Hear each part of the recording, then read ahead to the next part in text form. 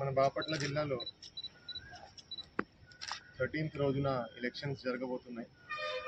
So అన్ని చోట్ల polling stations ఎలా ఉన్నాయి, క్రిటికల్ పోలింగ్ స్టేషన్స్ ఎలా ఉన్నాయి, నార్మల్ పోలింగ్ స్టేషన్స్ ఎలా ఉన్నాయి, దాంట్లో ఏమేమి సెక్యూరిటీ అరేంజ్మెంట్ చేసుకోవాలి, బందోబస్తు అరేంజ్మెంట్ చేసుకోవాలి, అన్ని దాని మీద పరిశీలించడం జరుగుతుంది.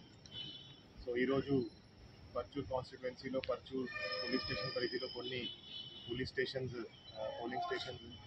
పరిశీలించడం జరుగుతూ ఉంది. దాంట్లో మెయిన్లీ క్రిటికల్ పోలింగ్ స్టేషన్స్, అదేవిధంగా చీరాల కాన్స్టిట్యుయెన్సీలో కూడా చీరాల టౌన్లో, అదేవిధంగా ఇంకొల్లులో, అదేవిధంగా చిన్నగంజంలో కొన్ని పోలింగ్ స్టేషన్స్ పరిశీలించడం జరుగుతూ ఉంది. సో ఎక్కడెక్కడ గొడవ జరిగే అవకాశం ఉంది, ఎక్కడెక్కడ పోలింగ్ పీస్ఫుల్గా జరిగే అవకాశం ఉంది, ఎక్కడైతే సమస్యాత్మక విలేజెస్ ఉన్నాయో, గ్రామాలు ఉన్నాయో అక్కడ ఎవరెవరు గొడవ చేసే అవకాశం ఉంది అన్ని దాని మీద పరిశీలిస్తాం. సో దాని మీద అడిక్వేట్ ప్రివెంటివ్ స్టెప్స్ తీసుకోవడం జరుగుతుంది.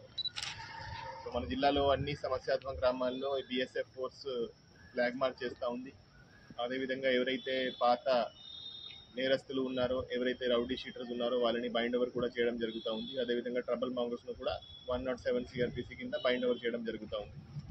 మన జిల్లాలో అరౌండ్ 10,000 మందిని ఇప్పటికీ బైండ్ ఓవర్ చేయడం జరిగింది.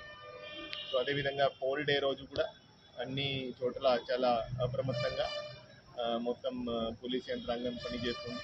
సో ఎక్కడైనా ఏమైనా ప్రాబ్లం జరిగితే ఇమీడియట్గా అక్కడ వెళ్ళి ప్రాబ్లమ్ సాల్వ్ చేయడం జరుగుతుంది.